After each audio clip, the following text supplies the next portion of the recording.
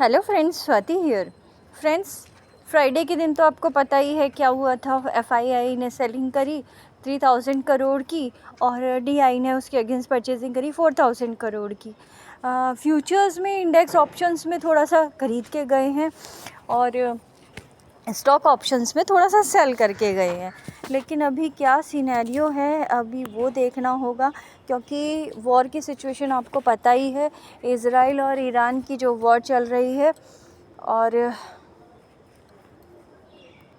उसके हिसाब से अगर हम इंडेक्स देखें तो इंडेक्स ने जो क्लोजिंग दी थी, डॉ जोन्स ने 259 पॉइंट्स नेगेटिव में क्लोजिंग दी थी और नस्डैक ने 103 पॉइंट्स नेगेटिव प्लस में पॉजिटिव में। अभी निफ्टी के फ्यूचर्स 90 पॉइंट्स प्लस में दिखा रहे हैं।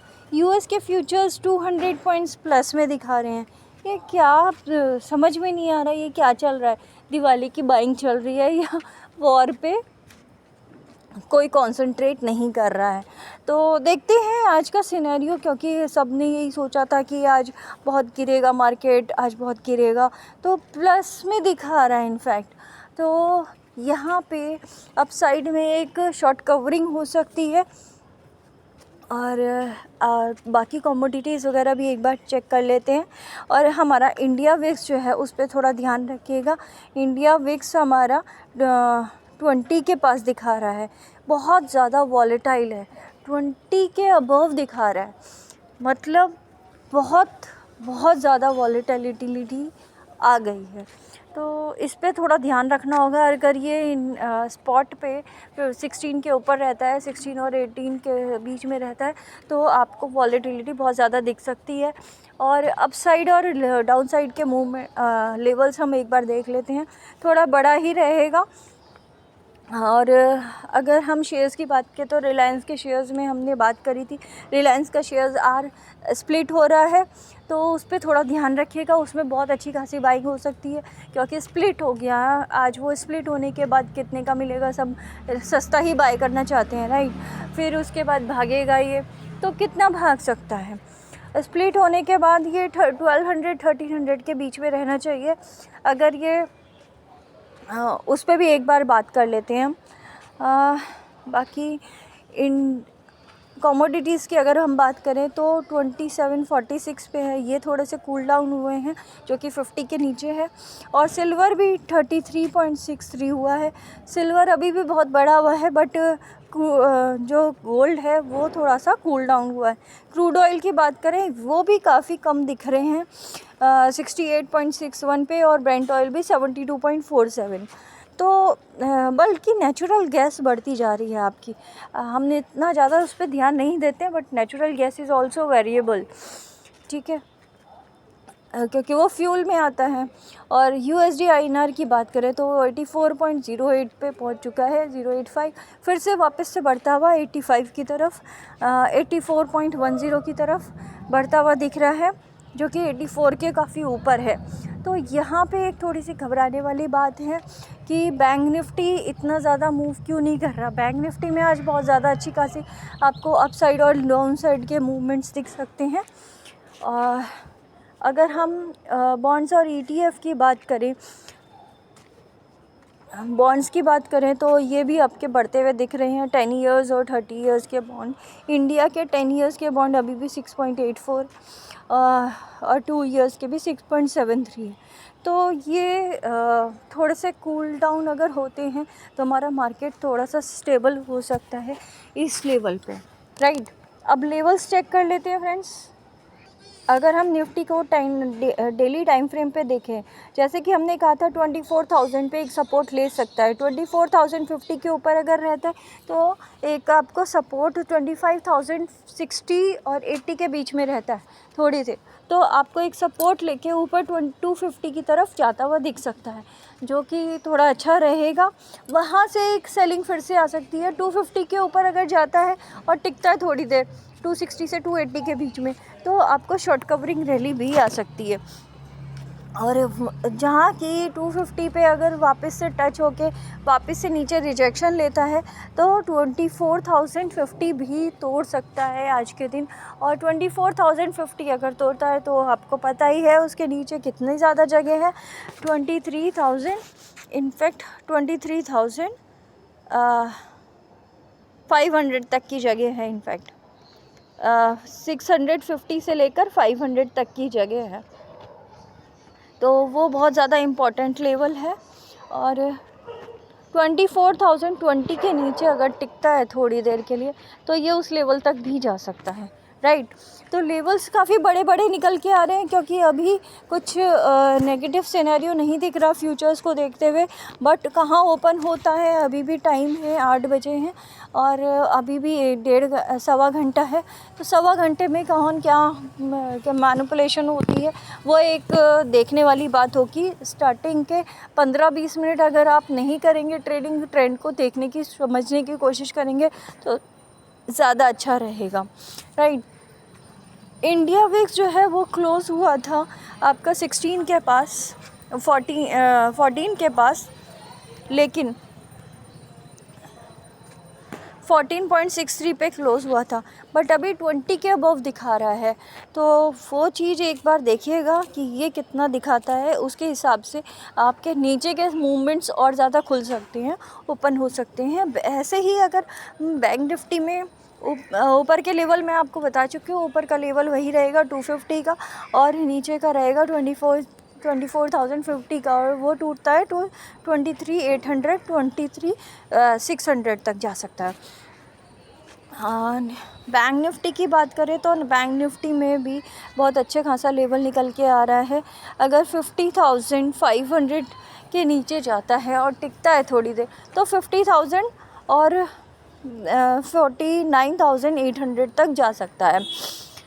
और उसके ऊपर की साइड अगर हम देखें तो शॉर्ट कवरिंग रैली भी बनती है जो कि 50,800 अगर तोड़ता है तो 51,000 और 51,000 के ऊपर 51,500 तक भी शॉर्ट कवरिंग रैली लेके आ सकती है, राइट। ऊपर के लेवल ज़्यादा इसलिए बोल रहे हैं क्योंकि और कहीं किसी मार्केट में बाइंग नहीं है, तो इंडिया मार्केट बचता है और चाइना का मार्केट बचता है। तो DI मेनली ध्यान देंगे कि उनको किस मार्केट में लगाना है एक्चुअल में, उनको फ्यूचर्स में लगाना है या अपने यहाँ फ्यूचर्स ख़रीदने हैं या फिर दूसरे मार्केट्स में इन्वेस्ट करना है। दूसरे मार्केट में इन्वेस्ट करने के लिए उनको टाइम का देखना पड़ेगा, उसके 1-1.5 बजे के बाद ही वो उस लेवल पे इन्वेस्टमेंट कर सकते हैं। लेकिन स्टार्टिंग में तो हमारे मार्केट में ही उनको इन्वेस्ट करना होगा और नेट फिर उनकी बाइंग ही आती है। तो वो लेवल अपना ध्यान रखिएगा। और 50,500 के नीचे जाता है तो आपको बहुत अच्छी खासी सेलिंग, 50,000 के नीचे जाता है तो 50,000 के नीचे बहुत अच्छी खासी सेलिंग के पॉइंट्स निकल के आ सकते हैं, राइट। लेकिन रिजेक्शन लेके ही आएगा ऊपर के लेवल से, तो रिजेक्शन किधर लेगा वो एक देखने वाली चीज़ होगी। फिर निफ्टी की अगर हम बात करें तो फिर निफ्टी थोड़ा सा ट्रेंड लाइन के नीचे ही है, बट ट्रेंड लाइन को देख के ऊपर ही जा रहा है।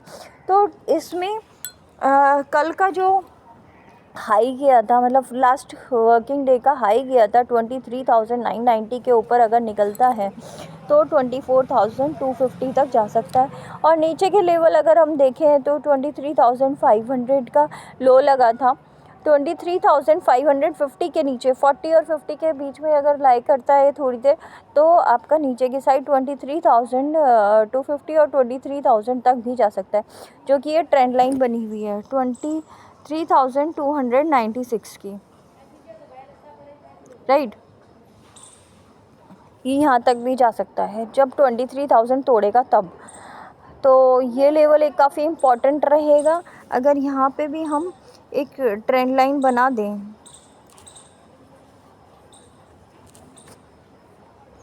सॉरी, ये एक छोटे लेवल पे हम ट्रेंड लाइन यहाँ पे बना सकते हैं जो कि ये सपोर्ट लेते हुए जा रही है, राइट, जो कि 23,000 इसके बीच में ही चैनल में ही चल रहा है फ़िलहाल। तो जब तक ये दोनों के बीच में रहेगा, ये इसके सपोर्ट ऊपर का नीचे का सपोर्ट और ऊपर का रिजेक्शन ये रहेगा। और जब तक अगर ये नीचे की साइड तोड़ता है और सस्टेन करता है थोड़ी देर, तो आपको अच्छे खासे लेवल टूटते हुए दिख सकते हैं, राइट। चाहे वो ऊपर का हो चाहे वो नीचे का हो। मैं ये नहीं कह रही हूँ कि वॉर की वजह से बहुत ज़्यादा बियरिशनेस आएगी, और ये भी नहीं कह रही हूँ कि मार्केट बहुत नीचे है, यहाँ से सपोर्ट बहुत अच्छा खासा लेके एकदम से बुलिश हो जाएगा।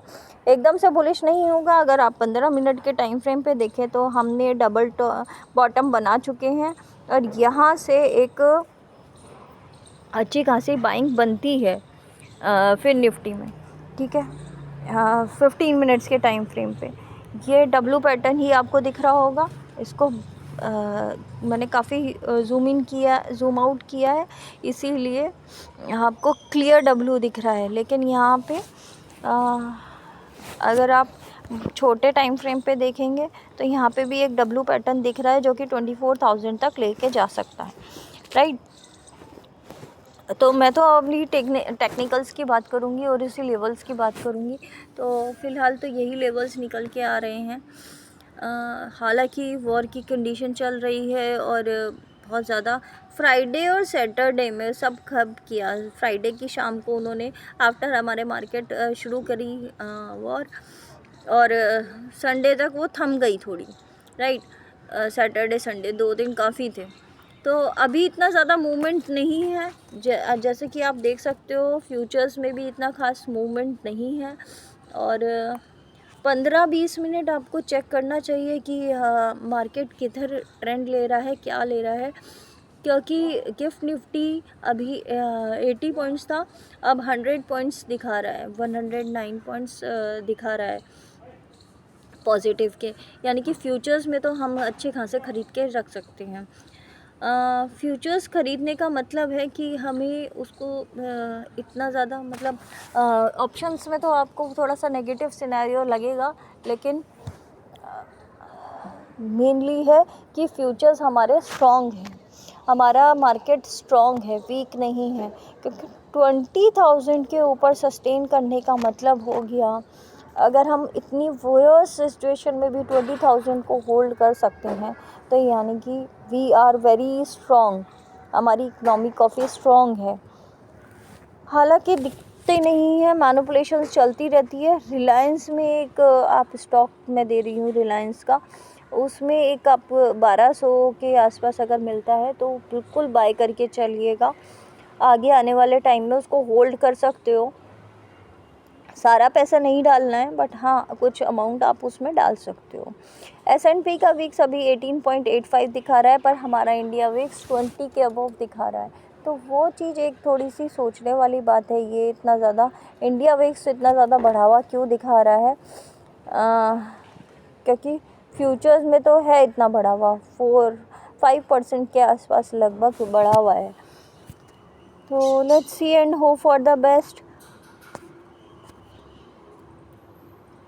जो हमारे लेवल्स हैं वही रहे। आज बैंकेक्स की एक्सपायरी है, तो इसका भी एक बार चार्ट देख लेते हैं, और मिड कैप की एक्सपायरी भी है। तो 15 मिनट्स के टाइम फ्रेम पे ये भी बिल्कुल फिर निफ्टी की तरह ही बिहेव कर रहा है, जो कि डब्लू पैटर्न ही बनाता हुआ दिख रहा है। 59,000 अगर ये क्रॉस कर देता है तो 59,000 के ऊपर फिर से काफ़ी अच्छी बुलिशनेस आ जाएगी, जो कि 60,000 तक जा सकता है, राइट।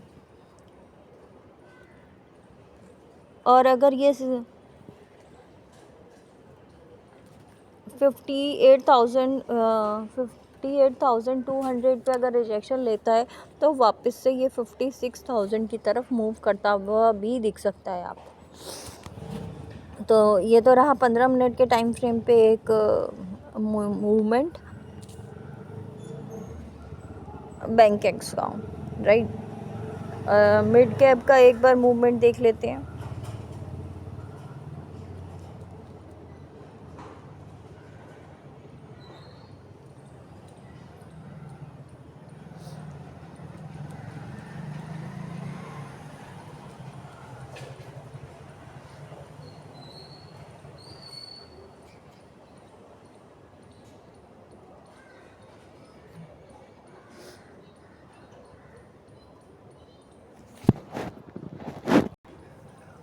तो इसमें भी एक 12,600 तक का एक मूव मिल सकता है हमें अपसाइड में, जैसे कि डब्लू पैटर्न बिल्कुल दिख रहा है क्लियरली।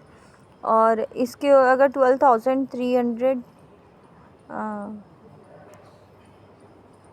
350 के ऊपर अगर सस्टेन करता है 60 के ऊपर, तो आपका 12,500 और 600 तक जा सकता है, राइट। तो और नीचे की साइड देखें तो 12,000 अगर टूटता है तो आपका इसमें फिर नीचे के मूवमेंट आ रहे हैं आपके 12,000 तक के, ये 12,000 तक भी जा सकता है, राइट। 15 मिनट्स के टाइम फ्रेम पे चेक किया है मैंने। अगर आपको डेली टाइम फ्रेम पे देखना है तो डेली टाइम फ्रेम पे तो वैसे ही बिहेव कर रहा है। नीचे का 12,000 का लेवल है और ऊपर का 12,600 का, 550 से 600, right. Thank you friends, thank you so much. Reliance पे प्लीज़ ध्यान रखिएगा। Thank you.